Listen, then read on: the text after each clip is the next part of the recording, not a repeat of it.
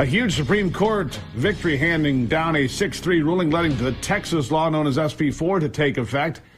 Short-lived, but that's how it happened. That law gives Texas law enforcement at the local, county, and state level the right to arrest illegals coming across the southern border and toss them out. The decision was a major blow to Joe Biden's reckless open border policies that have allowed millions of undocumented and illegal aliens to flood into the country since January of 21, but didn't last very long. No, the Fifth Circuit Court of Appeals on a 2-1 vote put it back on hold just a few hours later. I just learned that here this morning, happened overnight. But Texas Attorney General Ken Paxton was exuberant over the court's ruling at the Supreme Court in favor of what could become a landmark decision potentially, because it gave us a sneak preview, allowing states to protect their borders if the federal government fails to do its job. Paxton said yesterday Texas has defeated the Biden administration and ACLU's emergency motions at the Supreme Court. Our immigration law, as before, is now in effect. As always, it's my honor to defend Texas and its sovereignty and lead us to victory in court. Well, he's going to have to do it again. But this is what's key.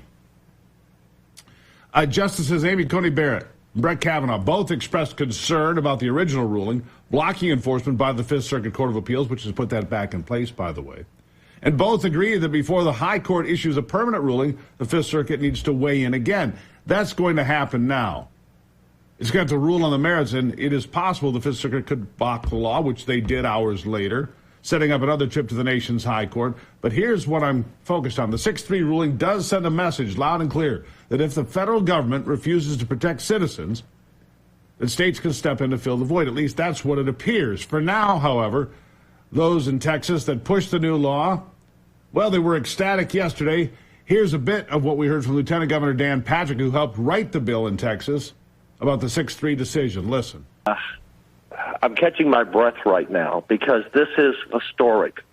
The Supreme Court has ruled that this law, Senate Bill 4, that I wrote with Senator Charles Perry at the end of last year and passed, Governor signed it, that would give Texas the right to arrest those who are here illegally. We can put them in jail or we can send them back. And I was on Fox just yesterday morning, kind of in a lighthearted way. I said, I know the Supreme Court is listening as they get up for court this morning, and we are being invaded by land, by sea, by air. It's drones, it's boats going into Florida. They have been taking drugs and illegal immigrants to Florida for years. Of course, millions have come across the border under Joe Biden. So it sounds like to me, the court, and I haven't read the final ruling yet, but it sounds like the court has made this decision that Texas has the right to defend ourselves against this organized, mobilized, cartel-driven invasion of our country.